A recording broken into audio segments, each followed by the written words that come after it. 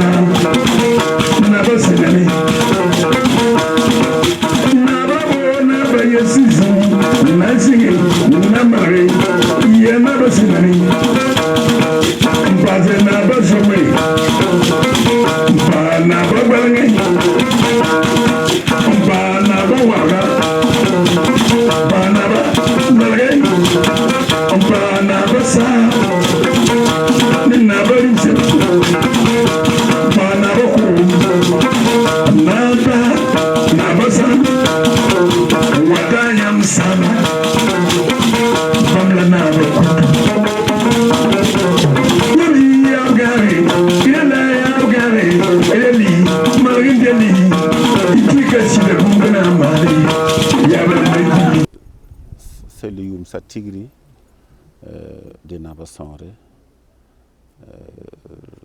Donc après moi, celui qui veut venir aussi peut dire avec son nom.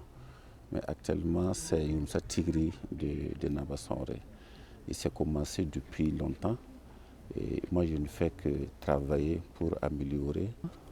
Et quand il s'agit de Youmsa Tigri, en français, ça veut dire que la fête de fin d'année, c'est comme un anniversaire.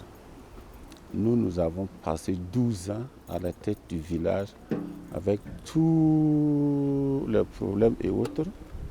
Et au finish, quand on fait une rétrospection, on trouve que la gestion était bonne, on est très content, il y a eu beaucoup de collaboration, on a fait beaucoup de choses. Donc il faut que le village se retrouve pour dire merci à Dieu qui nous a secourus jusque-là et aussi fêter avec les amis. Donc Youmsa Tigri, habituellement, quand on le fait, on choisit un thème d'actualité pour accompagner l'année. Donc cette année, le thème que nous avons retenu, c'est rôle et place des communautés pour la nation de la paix à une période de crise. Bon, aujourd'hui, le Burkina Faso, nous sommes en crise. Et les crises que nous voyons, c'est concernant le terrorisme. Mais nous parlons plus que ça. Parce que pour une nation de paix, il faut commencer d'abord avec soi-même, après avec ta famille, le village et le Burkina en général. Donc le thème que nous avons choisi, il y a des sous-thèmes que nous développons ensemble pour arriver au thème principal. Et quand on parle de la fête de fin d'année, et d'autres c'est Nabasga, d'autres c'est Comparé, d'autres c'est Kinkiriga, il y a plusieurs appellations. Oui, mais le but même c'est quoi? Le but c'est pas manger et boire. Le but c'est rassembler le village ou du moins les différentes communautés pour les sensibiliser. Et cette sensibilisation, on appelle ça rappel. C'est un rappel qu'il faut rappeler aux gens. Et rappeler aux gens, ça veut dire quoi? On oublie.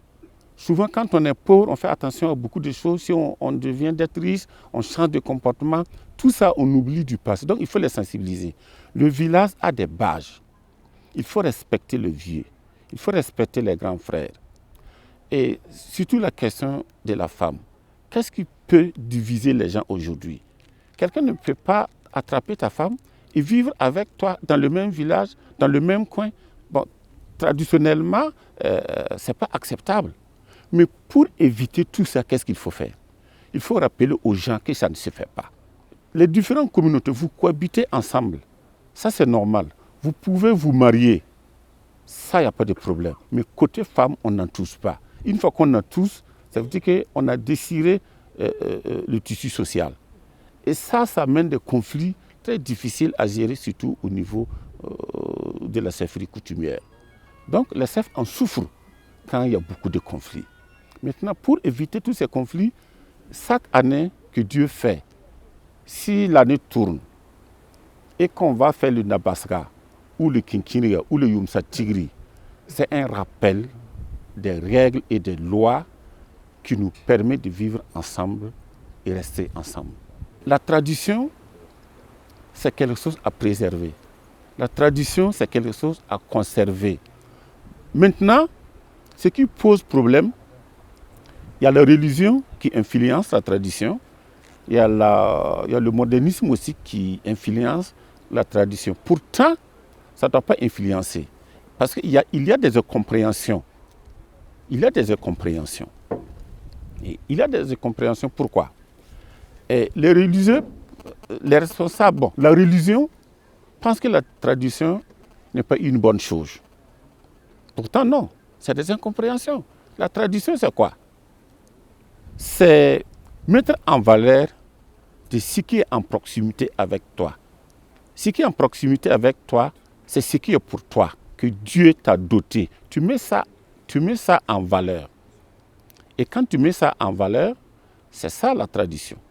La femme tient un rôle déterminant dans la tradition. Pour le chef de Nabrabogo, la tradition n'inflige pas aux femmes la violence, mais elle place la femme en situation de valoriser l'homme. Et quand tu dis la femme est faible, c'est faux. Quand on dit que nous, il y a la violence de la femme, il y a certains comportements qu'on prend, on dit que c'est la violence. Nous, on ne peut rien commenter trop là-dessus. Ce que nous savons, dans nos traditions, la femme est plus que l'homme. Ça justifie. D'abord, tous les chefs, ce qui est fort se retrouve au niveau de la femme. C'est ça. Accepter comme ça, voilà. En dehors de ça, le trésor, c'est toujours la femme qui garde. Ça, c'est la tradition. Quand on veut aller commencer à s'aimer, c'est la femme qui part premièrement. Si on prépare, c'est le doyen qui doit goûter premièrement. Mais c'est qui? La femme ne peut pas préparer sans goûter.